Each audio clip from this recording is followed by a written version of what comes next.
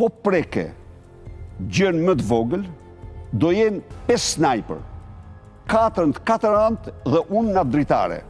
Dhe në mënyrë absolute do goditet vetëm po se të shpoj plumbi. Për Zjarvenc, unë do të bëj atë që më takon me bë. Jo kryeministrinë, por një post policie më të lartë në Shqipëri po e preken, në mënyrë absolute nuk do kthehet në Tiranë i gjallë. Sot 21 janar. 21 janar bëhen 15 vjet nga vrasja e 4 protestuesve përpara kryeministrisë. 15 vjet nuk ka pasur ndëshkim. 15 vjet nuk është vendosur drejtësi. 15 vjet njerëzit presin për këtë krim shtetëror që të vendoset drejtësia. Mbas rikthimit të çështjes nga Strasburgu si krim shtetëror, tashmë dosjen e ka Spaku. Po është një dosje që zvarritet kur faktet janë aty. Plumbat janë aty. Drejtimi nga ka ardhur plumbat janë aty. Kemi edhe një incizim të urdhrave që hipen. Ka mungesë vullneti, ka fuqi politike që e pengojnë nëpërmjet presionit, nëpërmjet pagesave, nëpërmjet shërbimeve të drejtësisë ndar atyre që kanë kryer këtë vrasje. Sa më shumë kohë kalon, aq më e rëndë bëhet gjendja dhe aq më shumë humb shpresa në këtë vend se këtu mund vendoset drejtësi. Është vrasje. Pastaj mos thym për vrasje tjera që janë bërë, që janë krime shtetërore dhe mos thym për krimet ekonomike. Por ky krim që është bërë mes bulevardit, ditën në mes të ditës, do ndëshkim dhe nuk do ndëshkim vetëm se duhen ndëshkuar personat, por do të jetë një shembull që kushdo që vjen pushtet nuk mund ta trashtojë më pushtetin si bajraktar që njerëzit i quan bakti. Kjo duhet i jepet fund. Unë nuk kam shumë shpresë që Spaku dhe drejtësia do ta zgjidhë këtë punë dhe do të shkojë deri në fund kësaj pune. Fakti që zvarritet tregon se nuk ka vullnet dhe nuk ka qëllim për të vënë drejtësinë këtë vend. Drejtësia duhet filloj me 21 janarin. Kaq kisha për të thënë. Pastaj ato formalizmat, përkujtimoret, e lulet që vendosin bulevard, ato nuk kanë asnjë vlerë. Biles, është më mirë mos bëhet më kjo gjë, sepse është bërë çike bezdisshme. Tjetër.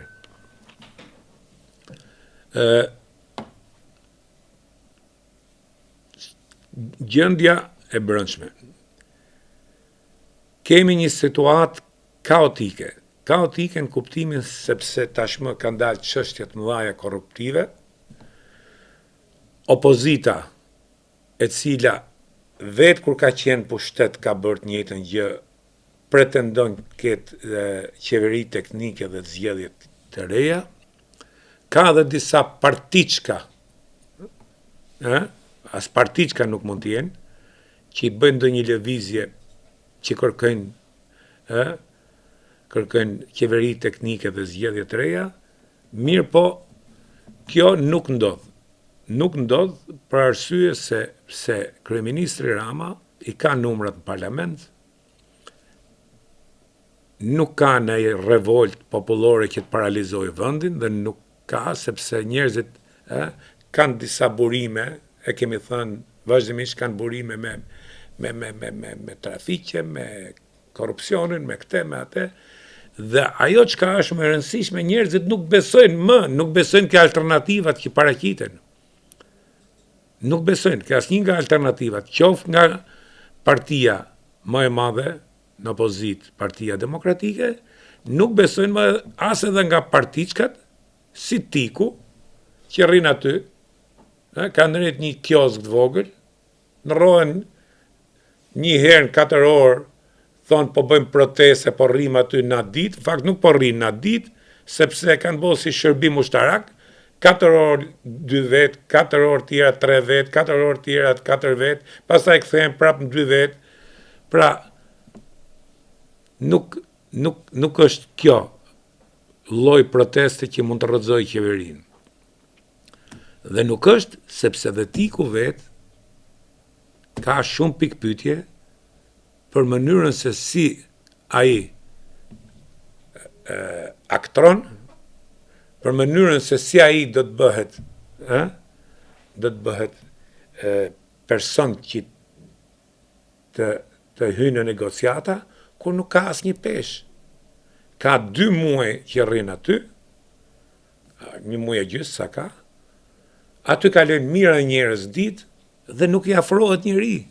Nuk i afrohet sepse Tiku gjatë zgjedhjeve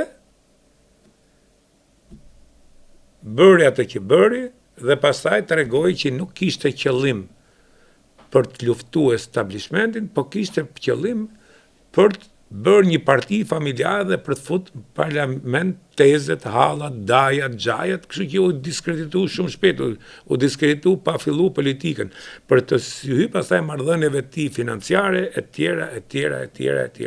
Pra, një nga arsyet kryesore është që njerëzit nuk dalin më në protesta, sepse nuk besojnë ke alternativat politike. Pik. Pra let lodhen këtë gjithë ditën, presion ndërkombëtar nuk ka, Rama ftohet në bordin e paqes, sot në Tiranë vjen Ivanka Trump, me europianët e ka shumë mirë, për çfarë do ta dorëzoj pushtetin? Pra këto të shkojnë në shtëpi, të përgatiten për zgjedhjet e ardhshme, edhe shohim se çfarë do të bëhet. Po kështu si e kanë nisë, jo. Pastaj për Partinë Demokratike ajo nuk diskutohet fare, se ajo ka qenë pushtet 15 vjet, edhe e din gjithë se kush është, edhe se çfarë qëllimi ka lideri e saj dhe si po përfundon ajo parti që po shkërmoqet dita ditës.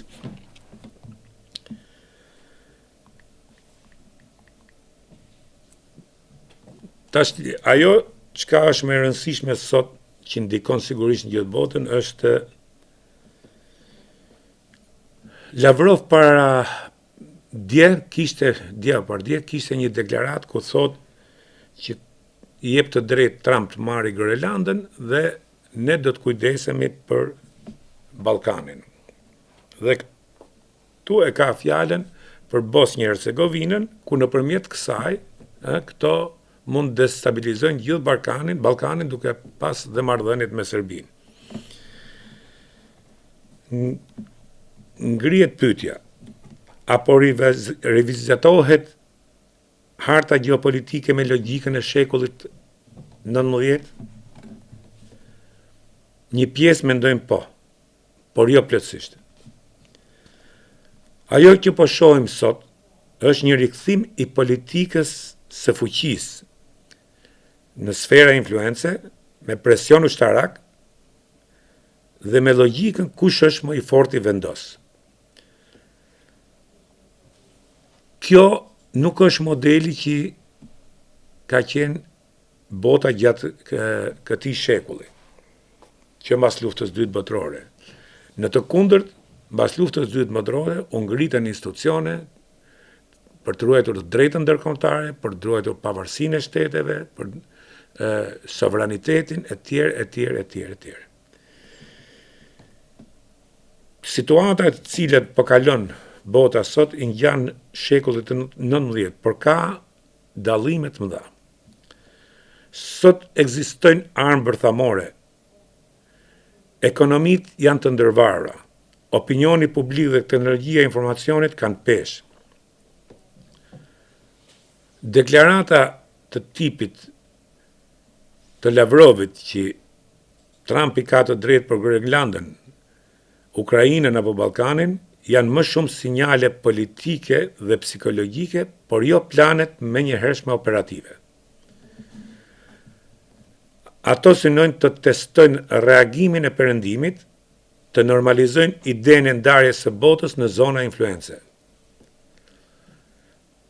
Apo shkojmë drejt një sistemi tripolar SBA, Kinë, Rusi? Shumë analistë dhe shumë politikanë mendojnë po, por me rezerva. Kjo sepse bota sot nuk është më unipolare. SBA si në vitet 90, por as tripolare e pastër. Realiteti është ky. SBA fuqi globale ushtarake, financiare dhe teknologjike.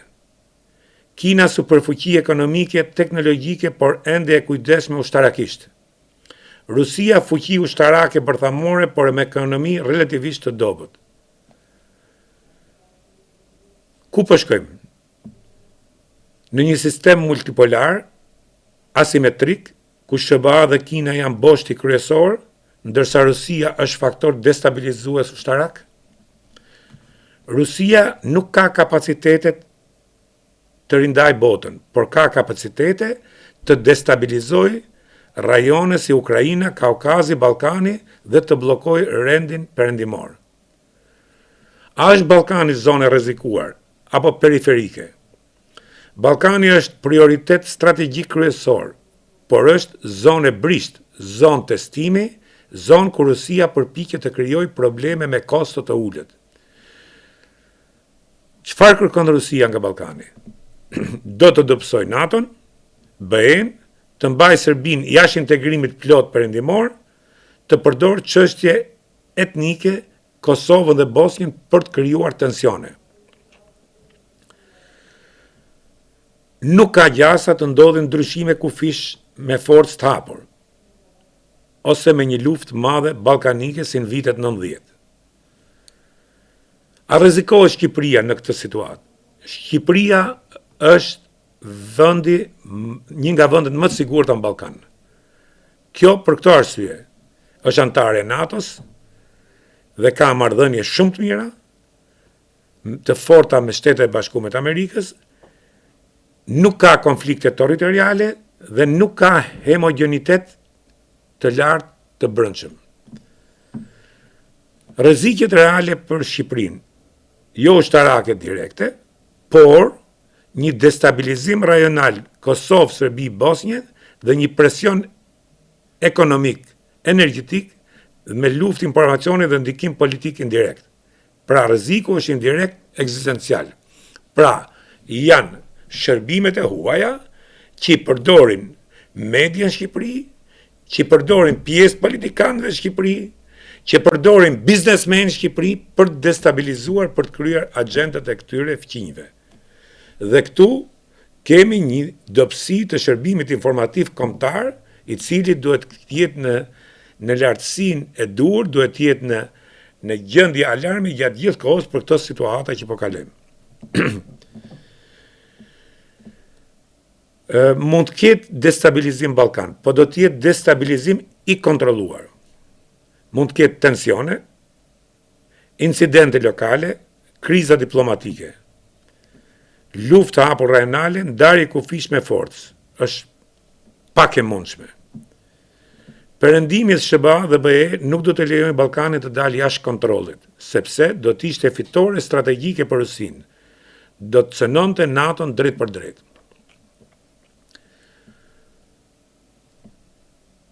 Në këtë situatë, nuk po kthehemi plotësisht në shekullin 19, po shohim rikthim të politikës së forcës. Sistemi po shkon drejt multipolaritetit me 3 aktorë kryesor.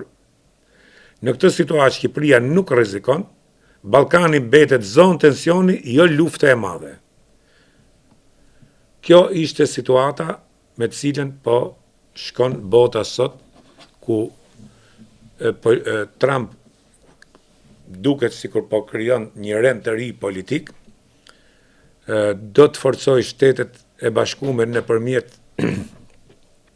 nëpërmjet kontrollit të Amerikës së Jugut, dhe kjo ishte dhe arsyeja që rrëmbeu Maduron, sepse Maduro po forconte Kinën, dhe mos harrojmë që Kina 70% të naftës e merr e merrte nga Venezuela dhe Iraku. Duke i bloku naftën, sigurisht do t'i krijoj probleme ekonomike. Si do të vazhdoj më tej kjo betejë, le t'ja lejmë kohës, por shqiptarët duhet të jenë shumë të kujdesshëm në këtë situatë që fuqitë e mëdha po krijojnë një rend të ri politik dhe po rivizatojnë hartën geopolitike. Ne, si politik, shteti shqiptar, sot e ka të hapur, është pro-perëndimore, pro-amerikane, dhe kjo është gjëja e cila neve na mban në një situatë jo destabilizuese nga fuqitë e tjera përreth nesh. Por a jemi ne që duhet bëjmë punë të mbrëmshme shtëpisë nëpërmjet shërbimeve të huaja që i hyjnë këtu dhe shin lamë sikur të jenë në bord vet? Kjo po. Dhe këtu duhet ngrehet shiku dhe gjithë shërbimet informative që t'jenë në shërbim të shtetit shqiptar dhe jo të shesin informacione nëpërmjet njerëzve që i kanë këtu. Kaq kisha për sot.